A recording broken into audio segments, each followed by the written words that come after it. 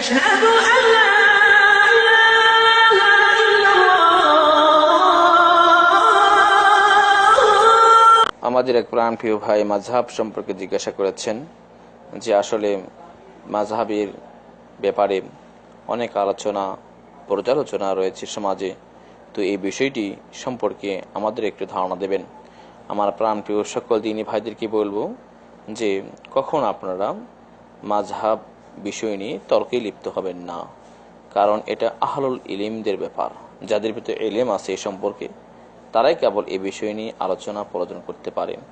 যাদের ভিতর এ সম্পর্কে বিন্দুমাত্র জ্ঞান নেই তাদের সাথে এ বিষয়ে আলোচনা করা কখনো উচিত নয়, কারণ হয়তো এমন ধরনের কথা মুখ থেকে বের হবে যে কথাগুলোর দলিল প্রমাণ উভয়ের মাঝেই নেই, তাহলে তা দ্বারা পাপ হবে, নেকি হবে না।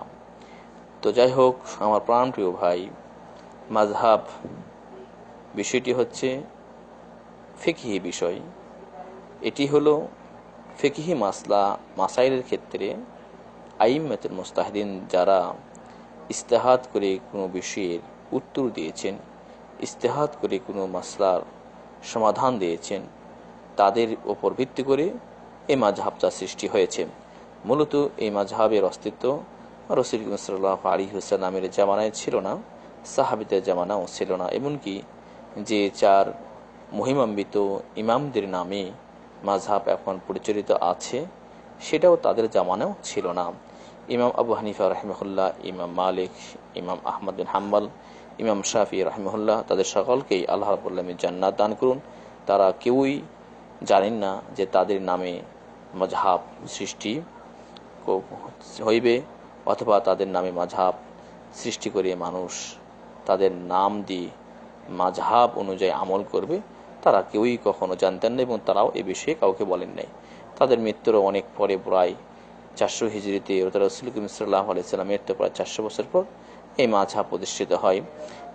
এক এক দেশে এক এক রকমের শাসক তিনি নিয়ম জারি করেন যে আমাদের দেশের ইমাম আবু হানিফা রাহিমাহুল্লাহর মাসলা মাসাইল অনুযায়ী রাষ্ট্র পরিচালিত হবে।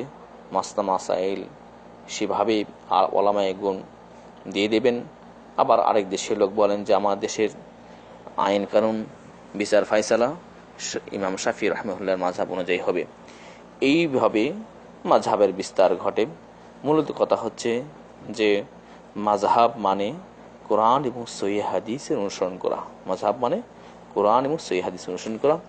ইমাম আবু হানিফা সহ সকল আইম্মাতুল মুজতাহিদিন বলেছেন ইযা সাহাল হাদিস ফাহুয়া মাযহাবি, যেটা আমার প্রসিদ্ধ হাদিস, যেটাই শুদ্ধ হাদিস, যেটাই সহিহ হাদিস, সেটাই আমার মাযহাব। সুতরাং কোনো ব্যক্তি যদি সহিহ হাদিস অনুযায়ী আমল করে তাহলে সে সত্যিকার অর্থে মাযহাব অনুযায়ী আমল করলো। আর যে ব্যক্তি সহিহ হাদিস অনুযায়ী আমল করলো না সে কখনো মাযহাবের অন্তর্ভুক্ত নয়। আর যে ব্যক্তি সহিহ হাদিস অনুযায়ী আমল করলো সে মূলত রাসূল করিম সাল্লাল্লাহু আলাইহি ওয়াসাল্লামের সুন্নাতকেই আঁকড়ে ধরলো। আর রাসূল সাল্লাল্লাহু আলাইহি ওয়াসাল্লাম এর সুন্নাতকে আঁকড়ে ধরার মাধ্যমেই যদি কোনো ব্যক্তি নিজেকে মাযহাবী বলে কোনো সমস্যা নাই।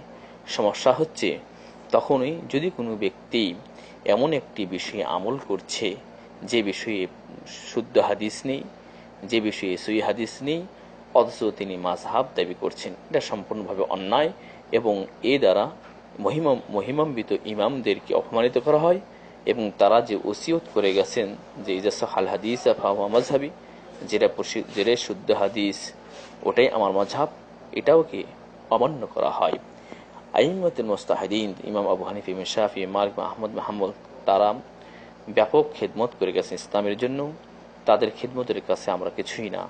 তারা প্রতিটি মুহূর্তে সতর্ক হয়ে থাকতেন এবং তাদের ছাত্রদেরকে বলতেন যে আজকে আমার কাছে একটি বিশুদ্ধ হাদিস আছে, সে অনুযায়ী আমি কথা বলছি, কিন্তু এমন হতে পারে যে আমার কাছে যে হাদিসটি আছে এই হাদিসের বিপরীতে আবার তোমরা বিশুদ্ধ একটি হাদিস পেয়ে যাবে, তখন তোমরা আমার এই কথা ছেড়ে দিয়ে বিশুদ্ধ হাদিস তোমরা আমল করবে। ইমাম আবু হানিফা রাহিমাহুল্লাহ বলেন ইযা কানা কওলি খিলাফ কওল রাসূলুল্লাহ সাল্লাল্লাহু আলাইহি ওয়াসাল্লাম ফাজরিবুহু আলাল জিদার, যদি তোমরা আমার কথার বিপরীতে রাসূল করিম সাল্লাল্লাহু আলাইহি ওয়াসাল্লামের কথা পাও তাহলে আমার কথাটা দেওয়ালের সাথে লটকিয়ে দিয়ে রাসূল করিম সাল্লাল্লাহু আলাইহি ওয়াসাল্লামের কথা মতো তোমরা আমল করো। সুতরাং মাযহাব একটি শব্দ, এই শব্দের অর্থ অনেকে করেছেন দিনের বোঝার ক্ষেত্রে মাযহাবটা যদি কোনো ব্যক্তি নিজের ব্যক্তিকেন্দ্রিক হিসেবে গ্রহণ করে, যে ওইসব মাসলা যেসব আলার ক্ষেত্রে কোরআন এবং হাদিস সুস্পষ্ট নির্দেশনা নেই, তাই এই মাসালার ক্ষেত্রে আইম্মাতুল মুজতাহিদিনরা কি মত পেশ করছেন সেটা গ্রহণ করব, তাহলে তাতে সমস্যা নেই। যেমন একটি মাসলা বলি, ইমামের সামনে নামাজ পড়া। ইমামের সামনে নামাজ পড়া জায়েজ নেই, কিন্তু এক্ষেত্রে ইস্তাহাদ মাসলা করেছেন ইমাম আইম্মাতুল মুজতাহিদিনরা বলেছেন, যদি মসজিদ ছোট হয় এবং মানুষ যদি এমন বেশি হয় যে ইমামের পেছনে জায়গা নেই, ইমামের সামনে জায়গা আছে, তখন জামাতবদ্ধভাবে নামাজ পড়ার কারণে ইমামের সামনে দাঁড়াতে পারবে এবং তা জায়েজ। অথচ এক্ষেত্রে কিন্তু স্পষ্টভাবে নির্দেশনা নেই। তাহলে এই মাসলার ক্ষেত্রে আমরা কি করব? হ্যাঁ, এই মাসলার ক্ষেত্রে যদি ইস্তাহাদি মাসলা, উলামায়ে কেরাম ইস্তেহাদ করে তারা এই ফতোয়া দিয়েছেন, যেহেতু মানুষরা আগে জামাতবদ্ধভাবে নামাজ পড়তে হবে, এটাই হচ্ছে কি মানুষের উপর দায়িত্ব এবং কর্তব্য। সুতরাং মসজিদ ছোট হওয়ার কারণে, মসজিদের ভিতরে জায়গার সংকলন না হওয়ার কারণে যদি মুসল্লিবৃন্দ ইমামের সামনে যে নামাজ পড়ে তাহলে বৈধ, এটা আমরা গ্রহণ করব। যেমনটি এখন মসজিদে নববী এবং কাবা শরীফে হচ্ছে, যেখানে মানুষ সংকলন হচ্ছে না, তাই ইমামের সামনেও দাঁড়িয়ে যাচ্ছে, এটা জায়েজ। ঠিক এমনই ভাবে কিছু কিছু মাসলা, যে মাসলার ক্ষেত্রে সুস্পষ্ট নির্দেশনা কোরআন হাদিসে নেই, কিন্তু আইম্মাতুল মুজতাহিদিনরা যারা ইস্তেহাদ করে দিয়েছেন সেটা আমরা গ্রহণ করব। আর যে সব ক্ষেত্রে স্পষ্ট সহিহ বিশুদ্ধ হাদিস আছে, সেক্ষেত্রে বিশুদ্ধ হাদিসই অনুসরণ করতে হবে। আর এই বিশুদ্ধ হাদিস মানায় অর্থ হলো রাসূল সাল্লাল্লাহু আলাইহি ওয়াসাল্লাম অনুসরণ করা এবং মাযহাব মানা।